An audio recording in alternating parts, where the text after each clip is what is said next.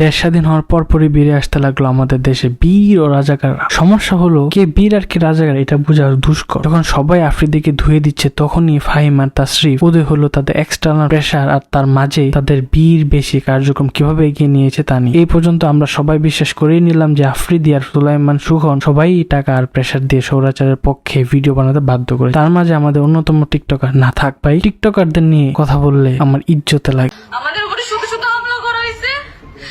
আর কিছু না, আমরা জানি না আজকে রাতে আমরা বেঁচে থাকবো কিনা। আমার জানা নেই, আমার পুরো ফ্যামিলি আমি জানি না।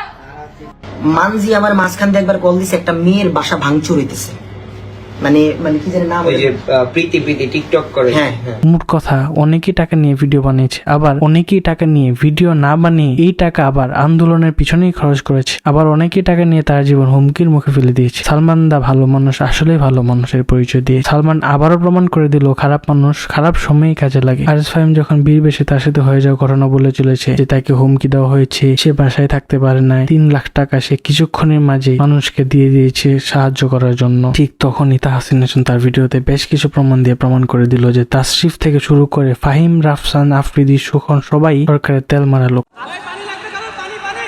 সেই লাশের চিৎকার শুনে হাসছিল এক বিবেকহীন অমানুষ।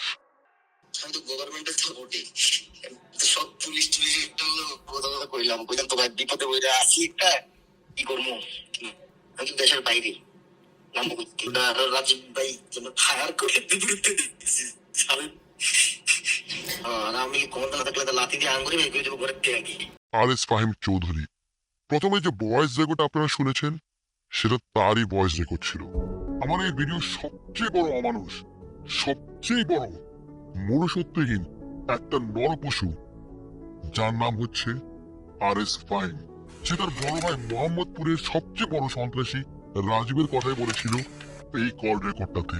এই রাজীব একজন জেল খাটা বিশেষ সন্ত্রাসী। ওয়ার্ড কাউন্সিলর তারিকুজ্জামান রাজীবের বিরুদ্ধে ভূমি দখল, চাঁদাবাজি ও তারিকুজ্জামান রাজীবকে অস্ত্র ও মাদক মামলায়। কাউন্সিলর তারিকুজ্জামান ওরফে রাজীব ছিলেন টন দোকানদার, এখন হয়ে গেছেন কয়েকশো কোটি টাকার মালিক। ধুরুম ধুরুম তাসরিফ যে ঘটনাটা, তাসরিফ যে টাকা নিয়েছে সেটা তাসরিফই স্বীকার করেছে, তবে তার ভাষ্য মতে এটা জোর করে তাকে টাকা দেওয়া হয়েছে। তাসরিফ এই পোস্টে বলেছে যে তাসরিফকে ভয় দেখিয়ে একদল 3 লাখ টাকা দিয়েছে। কিন্তু আমরা সবাই জানি ভয় দেখিয়ে অনেকে টাকা নিয়ে থাকে, যেমন ধরেন ছিনতাইকারী, ডাকাত, চাঁদাবাজ এবং মোর স্পেসিফিক্যালি ছাত্রলীগ।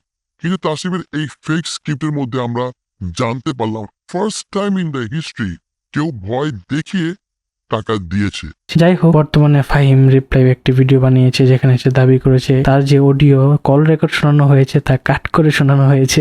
আমাকে নিয়ে ইতিমধ্যে একটি কন্ট্রোভার্সি তৈরি হয়েছে, যেখানে বলা হয়েছে যে আমি আন্দোলনের সময় শিক্ষার্থীদের পাশে ছিলাম না, আর ওই অডিও রেকর্ডটিতেই শুধুমাত্র আমার ভয়েসটি শোনা যাচ্ছে। আর কলটা কিন্তু একজনের মধ্যেই হয় না, অপর প্রান্তেও কিন্তু একটি মানুষ ছিল যার নাম তহিদুদ্দিন আফ্রিদি। যেহেতু 2 জন মানুষের কনভারসেশন থেকে কেটে মাত্র একজন মানুষের ভয়েস দিয়ে ভিডিও বানানো হয়েছে, তার মানে কিন্তু স্পষ্ট বোঝা যাচ্ছে আমাকে ফাঁসানো হচ্ছে। অপর প্রান্ত থেকে আফ্রিদি আমাকে কি বলছে সেটা শুধু আমিই জানি। আর যে ভয়েসটা ফাঁস করা হয়েছে আফ্রিদির ভয়েস ছাড়া যদি ফাঁস করা হয় তাহলে জনগণের সাথে একটি প্রতারণা করা হবে। আমার তো আর খাইয়ে দেয়া কাজ নাই যে ওরে আমি কল দিয়ে কইতে যাবো কে গুলি করছে, কে কি করছে, হ্যান তেন। আর এটাই সেই ভয়েস যেখানে আমার কল্লা কেটে ফেলার হুমকি দেয়া হয়েছে, আর সেখান থেকে কাট করে এই ভয়েসটুকু নেওয়া হয়েছে। আমার তো ভাই ফ্যামিলি আছে, আমার তো তাদের কথা প্রতিনিয়ত চিন্তা করতে হয়, কারণ সে বারবার আমাকে কল দিয়ে আওয়ামী লীগের বড় বড় নেতা এবং প্রশাসনের সামনে এমন ভাবে প্রশ্নবিদ্ধ করছিল যার কারণে আমার কিছুই করার ছিল না, হাতে শুধু হাই মিলিয়েছি। আমারও তো ভাই মা বোন আছে, তখনও কিন্তু দল ক্ষমতায়, তো ভয় থাকা তো স্বাভাবিকই। এখন দেখা যাক তাহসিন হাসান তার পরবর্তী ভিডিওতে কি নিয়ে আসে। তবে আমার মতো এই দেশে সবাই আফ্রিদিকে সাধুই মনে করতো, তবে আফ্রিদি অভিনয় যে এত বাজে করে কেউ কল্পনাও করেনি। এভাবেই চলতে থাকো তাদের ঝগড়া, জাতির বিশ্বাস নিয়ে খেলা, মাঝখান দিয়ে আমার কিছু ভিউজ বেড়ে যাক।